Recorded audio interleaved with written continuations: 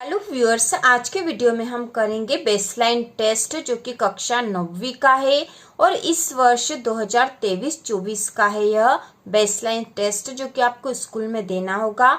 इसके साथ ही अंग्रेजी और हिंदी का भी बेसलाइन टेस्ट आ चुका है। यदि आपने नहीं देखा हो तो नीचे डिस्क्रिप्शन में लिंक दे रखी है और चैनल की प्लेलिस्ट पे भी है, आप देख सकते हो। आसानी से पूरा पेपर हल करा हुआ है।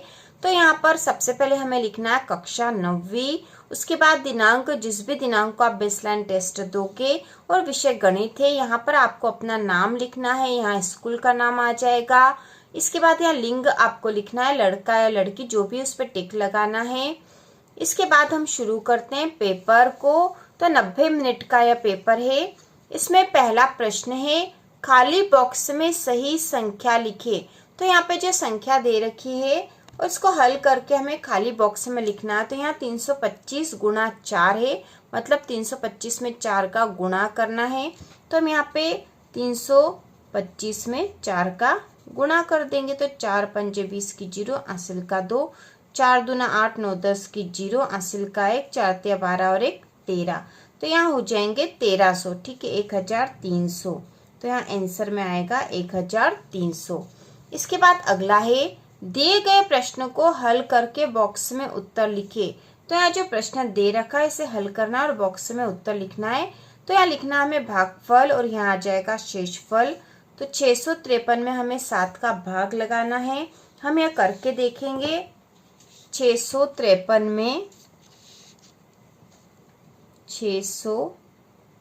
में 7 का भाग लगाना है। तो 7 का पहाड़ा बोलेंगे हम 9 बार। 7 का पहाड़ा 9 बार बोलते तो 63 आ जाएंगे। अब यहाँ 5 में से 3 गए तो 2 बचे और यहाँ हो जाएगा 0, ऊपर से उतारा 3। अब 7 का पहाड़ा हम कितनी बार बोलेंगे? तो 7 का पहाड़ा 3 बार बोलेंगे। 7 या 21, यहाँ पे 0, 3 में से 1 गया तो 2 बचा। तो ये जो 2 है यह शेषफल है, ठीक है, 2 शेषफल है और ये है भागफल, ठीक है। तो इस प्रकार हमने हल कर लिया। भागफल आ गए हैं 93 और शेषफल है 2। तो हम यहाँ आंसर में लिख देंगे भागफल 93 और शेषफल 2। इसके बाद अगला प्रश्न है, एक समबाहु त्रिभुज के आकार के भूखंड की एक भुजा की लंबाई 14 मीटर है, तो भूखंड की परिमाप है, ठीक है। एक भुजा की लंबाई हमें दे रखी है और ये त्रिभुज कैसा है? समबाहु त्रिभुज, जिसकी तीनों भुजाएं हैं बराबर होती है। तो इस तरह के त्रिभुज वाला जो भूखंड है उसका परिमाप निकालना है। तो परिमाप तीनों ही जो त्रिभुज है, इसलिए इसकी तीनों भुजाओं का कुल माप जो होगा वही परिमाप होता है। तो इस त्रिभुज का परिमाप होगा 3 गुणा भुजा, मतलब एक भुजा की लंबाई में 3 का गुणा कर देंगे तो तीनों भुजाओं की लंबाई आ जाएगी। तो यहाँ हो जाएगा, ठीक है, 3 गुणा भुजा का माप है 14, तो इसमें गुणा हो जाएगा 14 का 14, 14 दूना 28, 14 तिया 42, तो यहाँ आ जाएगा 42 मीटर, ठीक है। तो सी वाला जो आंसर है वह राइट है। इसके बाद अगला प्रश्न नंबर चौथा है, खाली बॉक्स में सही उत्तर लिखे। तो यहाँ पे भिन्न दे रखी 4/7 धन 5/7। तो यहाँ पे ऊपर वाली संख्या जो होती है अंश और नीचे वाली हर, यहाँ पे भी ये 5 अंश और 7 हर है। तो दोनों ही संख्याओं के हर समान है, तो हर या कॉमन आ जाएंगे, या फिर इन दोनों का एलसीएम यही एक ही संख्या आएगी, मतलब 7, और ऊपर की दोनों संख्याएं जुड़ जाएगी। तो 4 और 5 जुड़ेंगे तो हो जाएंगे 9, ठीक है। तो यहाँ आ जाएगा 9/7, ठीक है, 9/7। तो हम यहाँ लिख देंगे 9/7, यह इसका आंसर होगा 9/7। इसके बाद अगला है, खाली बॉक्स में बड़े या छोटे या बराबर लगाए, ठीक है। चिन्ह दे रखे और हमें लगाने हैं। तो यहाँ संख्याएं दे रखी है और ये बॉक्स खाली है, तो हमें बड़ा या छोटा का चिन्ह यहाँ लगाना है। तो यहाँ पे 8 और 12 है, तो 12 बड़ा और 8 छोटा है। तो हम इस प्रकार से चिन्ह लगाएंगे, ये वाला, ठीक है। इस तरह का जो निशान है बड़ी संख्या की तरफ लगाते हैं और यह जो त्रिकोण वाला निशान है छोटी संख्या की तरफ रहता है। इसके बाद यहाँ पर है ऋण 2 और यहाँ पे ऋण 1 गुणा 2। तो इन दोनों का गुणा कर देंगे तो 2 एकम 2 हो जाएगा। तो यहाँ इन दोनों का गुणा करने से ऋण का 2 आ जाएगा। दोनों का गुणा करने से ऋण का 2 आ जाएगा, क्योंकि ऋण का 1 है यहाँ पर, इसका गुणा 2 में होगा तो ऋण का 2 हो जाएगा। और ये भी ऋण का 2 है, तो इन दोनों के बीच बराबर का निशान लगेगा। अब यहाँ पे है 15 और ये है ऋण के 17। तो ऋण वाली संख्या हमेशा छोटी होती है, धन वाली बड़ी होती है। तो यहाँ पे इस प्रकार से चिन्ह लगाएंगे। इसके बाद है यहाँ पर 52 और यहाँ पे 13 गुणा 5। तो 13 में 5 का गुणा करने से 13 पंजा 65 आ जाते हैं। तो 65 बड़ी संख्या, तो इस प्रकार का चिन्ह लगेगा। इसके बाद अगला है, दी गई आकृति के छायांकित भाग को भिन्न के रूप में लिखिए। तो यह जो छायांकित भाग है इसे भिन्न के रूप में लिखना हमें। तो यहाँ पे कुल भाग है 1 2 3 4 5 6 और यहाँ 2 भाग के बराबर जो है, ठीक है, ये जैसे लाइन यहाँ तक जाएगी तो 2 भाग के बराबर जो है ये छायांकित है। तो कुल भाग फिर से देख लेंगे, 1 2 3 4 5 6 7 8। तो कुल भाग है 8 और इसमें से छायांकित भाग 2 है। तो यहाँ 2 लिख देंगे हम ऊपर। इसको और भी कर सकते हैं हम, जैसे 2 एकम 2 2 चौक 8, तो यहाँ हो जाएगा 1/4। ठीक है, तो इस आकृति का 1/4 भाग छायांकित है। इसके बाद अगला प्रश्न 7वां है, अलका ने एक दुकान से 154 रुपए का सामान खरीदा और दुकानदार को 500 रुपए का नोट दिया। दुकानदार अलका को कितने रुपए लौटाएगा? तो अलका ने सामान तो 154 रुपए का लिया था और 500 रुपए का नोट दिया था। तो 500 में से 154 घट जाएंगे, तो हम यही घटा देते हैं। 500 में से 154 घटा देंगे तो 10 में से 4 गए तो 6 बचे, 9 में से 5 गए तो 4 बचे और 4 में से 1 गया तो 3 बचा। तो यहाँ आ जाएगा आंसर 346 रुपए। ठीक है, 346 रुपए लौटाएगा दुकानदार। इसके बाद अगला 8वां है, श्रवण ने मोहित से 2100 रुपए उधार लिए और श्रवण ने मोहित को 150 रुपए प्रति माह करके वापस लौटाए। तो कितने माह में कर्ज चुकता हो पाएगा? ठीक है, हर महीने कितने रुपए चुकाए थे? 150 रुपए। ठीक है, और कुल उधार लिए थे 2100 रुपए।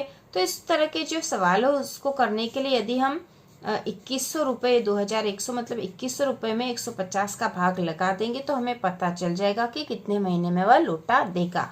तो हम यही कर लेते हैं रफ में। ठीक है, यहाँ कर लेते हैं हम 2100 भागित 150। तो 150 दूना कर देंगे तो 300 हो जाएगा। यहाँ 210 ही, तो पहाड़ा एक ही बार बोलेंगे तो यहाँ आ जाएगा 150। अब यहाँ हो गया 0 और यहाँ से उधार लेगा तो 11 हो गया। 11 में से 5 घटाएंगे तो 6 बचा। अब ऊपर वाली संख्या जो 0 बची थी वह भी उतार ले तो यहाँ 600 आ गया है। अब 150 का पहाड़ा कितनी बार बोलेंगे कि 600 आ जाएगा? तो 150 का पहाड़ा हम 4 बार बोलेंगे। ठीक है, 15 चौक 60 होते हैं और 150 का 4 बार बोलेंगे तो 600 हो जाएगा। ठीक है, यहाँ बचेगा कुछ भी नहीं और यहाँ आ गए 14, मतलब 14 जो है वो माह आएंगे। तो यहाँ उत्तर हम लिखेंगे 14 माह। कर्ज चुकाने में उसे 14 माह लगेंगे। इसके बाद है 2 दर्जन कॉपियों का मूल्य 600 रुपए है, तो एक कॉपी का मूल्य क्या होगा? तो 2 दर्जन कॉपी, अब हमें पता है कि 2 दर्जन बराबर 1 दर्जन में 12 होते, 2 दर्जन में हो जाएंगे 24। अब यहाँ पे हम बताया गया है कि 2 दर्जन कॉपियों का मूल्य 600 रुपए है, तो हम यहाँ लिखेंगे चूंकि 24 कॉपियों का मूल्य बराबर 600 रुपए, इसलिए एक कॉपी का मूल्य होगा। ठीक है, 24 कॉपियों का मूल्य प्रश्न में ही दे रखा था, इसलिए एक कॉपी का मूल्य होगा बराबर 600 भागित 24। तो 600 में 24 का भाग लगा देंगे हम, तो 24 दूना 48 होंगे। ठीक है, 24 से कम 24, 24 दूना 48, 49 50 और 10 60, मतलब यहाँ 12 बचे, ऊपर से उतारा 0 तो 120 हो गए हैं। अब 24 का पहाड़ा कितनी बार बोलेंगे कि 120 आ जाए? तो 24 का पहाड़ा यदि हम 5 बार बोलते हैं तो 120 आ जाता, तो यहाँ आ जाएंगे 25। आप भाग लगा के भी देख सकते हो। तो यहाँ पर आ जाएगा बराबर 25 रुपए, क्योंकि हमें 24 कॉपियों का मूल्य दे रखा था 600 रुपए, इसलिए हमें एक कॉपी का मूल्य निकालना था। तो एक कॉपी का मूल्य आया है 25 रुपए। इसके बाद अगला प्रश्न नंबर 10 है, खाली बॉक्स में सही उत्तर लिखे। तो यहाँ पर कुछ संख्याएं दे रखी है जोड़ और घटाव वाली, और इसको हल करके हमें यहाँ लिखना है। तो इस तरह की जब संख्याएं दे रखी है तो उनको करने का सबसे आसान तरीका है कि जो धन धन वाली संख्या उनको जोड़ लो, और उसके बाद जो ऋण ऋण वाली संख्या उनको जोड़ लो और फिर उनको घटा दो। जैसे कि हम यहाँ करेंगे, धन का 7 है और ये धन का 15 है और यहाँ धन का 6, तो इन तीनों को धन धन वाली संख्याओं को जोड़ लेंगे। तो 15 और 6 21 और 7 हो जाएंगे 28। ठीक है, धन वाली संख्या है। अब यहाँ पे ऋण वाली संख्या कौन कौन सी, तो ऋण का 13 और ऋण का 18 है। तो 18 और 13 जोड़ लेंगे तो 18 19 20 21 और 10 31, तो ऋण के आ गए हैं 31। अब 28 ऋण 31 हमें मिल गया है। तो 28 29 30 31 मतलब 3 बचेंगे। 31 में से 28 घटाएंगे तो 3 बचेंगे, लेकिन चिन्ह बड़ी संख्या का आएगा। ठीक है, तो ऋण के 3 बचेंगे यहाँ पर, तो हम यहाँ लिख देंगे ऋण का 3। ठीक है, इस प्रकार से हल होगा। अगला है, एक न्यून कोण की माप होती है। एक न्यून कोण की माप होती है 180 डिग्री से अधिक, 360 डिग्री से कम किंतु 180 डिग्री से अधिक, 180 डिग्री से कम किंतु 90 डिग्री से अधिक, 0 डिग्री से अधिक किंतु 90 डिग्री से कम। तो एक न्यून कोण की माप हमेशा 90 डिग्री से कम होती है, तो यहाँ पर डी वाला आंसर आएगा। इसके बाद अगला है, एक विद्यालय में किसी दिन 346 विद्यार्थी उपस्थित थे।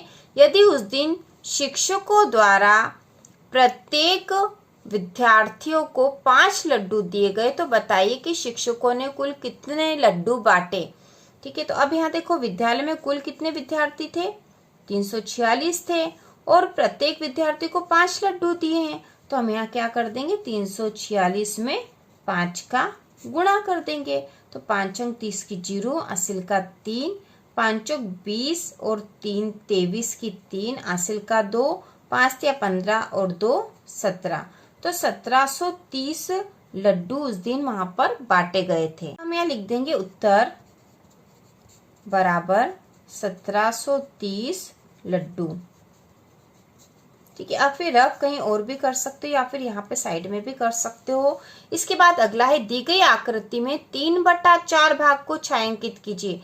तो 3/4 भाग को हमें छायांकित करना, लेकिन यहाँ देखो इस आकृति में कुल कितने भाग है, 1 2 3 4 5 6 7 8, कुल 8 भाग है, और यहाँ तो नीचे 4 ही है, तो हमें इसको 8 करना पड़ेगा। तो हम देखो 3/4 है, इसमें यदि ऊपर 2 का गुणा और नीचे भी 2 का गुणा कर देंगे तो नीचे 8 हो जाएंगे। तो हम कर देंगे 2 का गुणा ऊपर 2 का गुणा नीचे, और 2 का गुणा ऊपर और नीचे दोनों जगह करने से इस संख्या में कोई फर्क नहीं पड़ेगा।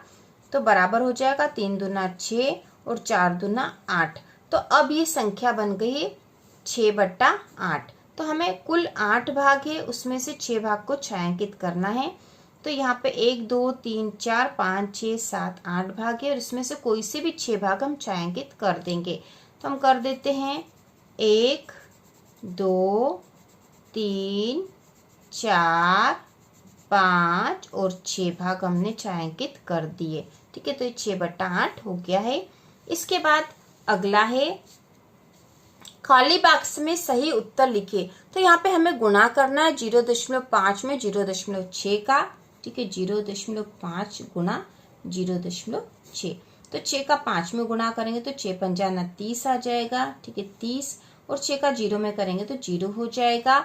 तो यहाँ पे देखो दशमलव यहाँ पे भी और दशमलव यहाँ पे भी, तो कितनी संख्या के बाद दशमलव, यहाँ पे एक संख्या के बाद और यहाँ एक संख्या के बाद, तो एक और एक 2 संख्या के बाद हमें दशमलव लगाना पड़ेगा। तो 1 और 2 पीछे से गिनते, 1 और 2 संख्या के बाद दशमलव लगा देते हैं, तो यह संख्या बनेगी 0.30।